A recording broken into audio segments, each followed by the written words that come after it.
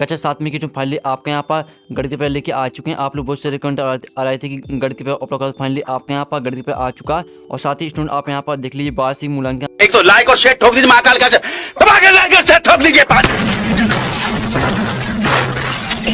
पूरा साल मेहनत करता हूँ आपके लिए बेटा, ऐसा नहीं चलेगा, ऐसा नहीं चलेगा। 22-23 पूर्णांक आपका 60 रहेगा। कुल प्रश्न संख्या अभी 24 रहेगी। कक्षा 7 परीक्षा अवधि आप यहाँ पर देख लीजिए।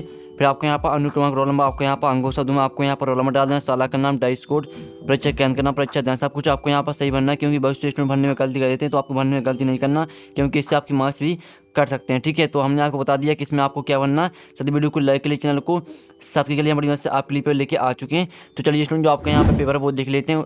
ठीक है, तो चलिए आपको यहाँ पर जूम करके दिखाते हैं, जिससे आप यहाँ पर अच्छे से देख पाएंगे। तो हमने यहाँ पर जूम कर लिया, तो स्टूडेंट आप यहाँ पर अच्छे से देख पाएंगे। साथ ही आपको इस पेपर पूरा अच्छे से देखना, क्योंकि वो आपके यही क्वेश्चन आएंगे। तो आप यहाँ से कर प्रारंभ करें। तो पहले तो आपके यहाँ पर आते हैं स्टूडेंट, आप यहाँ पर देख लीजिए। पहले तो आपके आते हैं बहुविकल्पी प्रश्न, आते हैं प्रश्न 1 से 10 तक। तो निरेश आते हैं नीचे दिए गए विकल्पों में से सही विकल्प चुनकर लिखिए। ठीक है, आपके यहाँ पर तो पहला आता है -6/5 गुणे 9/11 का मान होगा। तो आपका यह था 62/55, और यह था -54/55, और सी था 54/55, और डी था 55/54। तो यहाँ -6/5 गुणे 9/11 का मान होगा। तो इसका आंसर आपका बी रहेगा -54/55। तो आपके यहाँ पर लिख देना माइनस। ठीक है, आप यहाँ पर देख लीजिए -54/55, ये आपके यहाँ पर आंसर हो जाएगा। तो आपका यहाँ पर आपका जो पहला प्रश्न है, आपका पहला का यहाँ पर आंसर रहेगा बी -54/55। तो आपके यहाँ पर दूसरा देख लेते हैं स्टूडेंट। तो आपके यहाँ पर दूसरा आता है 8/5 भागे 8/5 का मान होगा। तो आपका यह था 0, बी था 1 और सी था -1। ठीक है, और डी था उपरोक्त में से कोई नहीं। तो इसका आंसर आपका रहेगा बी 1। ठीक है, आपके यहाँ पर प्रश्न 2 का आंसर आपका 1 हो जाएगा। ठीक है, आप यहाँ पर आपको 1 लिख देना। अब चलिए आपके यहाँ पर देख लेते हैं। आपका पहला करा दिए, दूसरा जल्दी से कि स्क्रीनशॉट आप ले लीजिए। अब चलिए आपके यहाँ पर तीसरा देख लेते हैं। तो स्टूडेंट आपके यहाँ पर तीसरा आता है संख्या x और 4 का योग 9 है के लिए समीकरण होगा। तो आपका ए ऑप्शन आता है 4x - 4 = 9, और बी आता है x + 9 = 4, सी आता है x + 4 = 9, और डी आता है x = 9 + 4। तो इसका आंसर आपका क्या रहेगा? इसका आंसर आप संख्या x और 4 का योग 9 है के लिए समीकरण होगा। तो इसका आंसर आपका रहेगा सी। ठीक है, सी आपका हो जाएगा आंसर यहाँ पर x + 4 = 9। ठीक है, ये आपके यहाँ पर आंसर हो जाएगा। तो देख लीजिए। फिर आपके यहाँ पर चौथा आता है 4x - 5y में y का संख्यात्मक गुणांक है। तो आपका ये था 4, बी था y, सी आता -5, और डी आता 5। तो यहाँ पर 4x - 5y में y का संख्यात्मक गुणांक है। तो इसका आंसर रहेगा आपका सी -5। ठीक है, यहाँ पर देख लीजिए। तो आपके यहाँ पर चौथी का आंसर आपका सी हो जाएगा -5।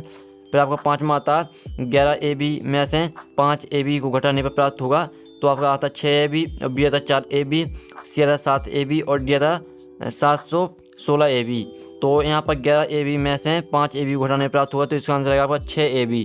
आपका पाँचवीं का आपका ये आंसर हो जाएगा 6ab। ठीक है, आप यहाँ पर देख लीजिए।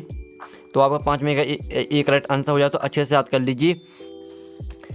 फिर आपके यहाँ पर आता है 6वां 1/5 का प्रतिशत रूप होगा। तो आपका यह था 15%, बी था 25%, और सी 30%, और डी था 20%। तो यहाँ पर 1/5 का प्रतिशत रूप होगा। तो इसका आंसर आपका डी हो जाएगा 20%। ठीक है, आपके यहाँ पर प्रश्न 6 का आंसर आपको हो जाएगा 20%। अच्छे से याद कर लीजिए, कोई यही पे आपका आएगा। तो आपका 7वां आता बड़ा के 25% का मान है। तो आपका यह था 6, और बी था 3, और सी था 9, और डी था 12। तो यहाँ 12 के 75% का मान है। तो इसका आंसर आपका रहेगा सी 9। ठीक है, आपके यहाँ पर हो जाएगा आपका 7वें का आपका सी आंसर हो जाएगा 9। ठीक है, तो इनके आप यहाँ पे स्क्रीनशॉट ले लीजिए। इच्छा आती है आपको यहाँ पर अच्छी हैंड राइटिंग में आपको आंसर लिखना, तभी आपको पूरी मार्क्स मिल पाएंगे। फिर आपके यहाँ पर देख लेते हैं आपका 8वां। आप यहाँ पर 8वां देख लीजिए। दी गए त्रिभुज में अज्ञात x का मान होगा। तो आपका यह था 50%, बी था 60% है, और सी था 90%, और डी था 120%। तो इसका आंसर आपका क्या रहेगा? इसका आंसर आप कहते हैं दिया त्रिभुज में अज्ञात x का मान होगा। तो इसका आंसर आएगा आपका 50%। तो आपका यहाँ पर जो आपका हल है, हल में आपको यहाँ पर लिख देना 50%। ठीक है, अब चलिए आपके यहाँ पर आता है 9वां 48 सेंटीमीटर व्यास वाले वृत्त की त्रिज्या होगी। तो आपका ये था 24 सेंटीमीटर, बी था 25 सेंटीमीटर, सी था 48 सेंटीमीटर, डी था 21 सेंटीमीटर। तो यहाँ पर 48 सेंटीमीटर व्यास वाले वृत्त की त्रिज्या होगी। तो इसका आंसर आएगा आपके यहाँ पर 24 सेंटीमीटर। आपका 9वीं का आपका ये आंसर हो जाएगा। आप यहाँ पर देख लीजिए 24 सेंटीमीटर।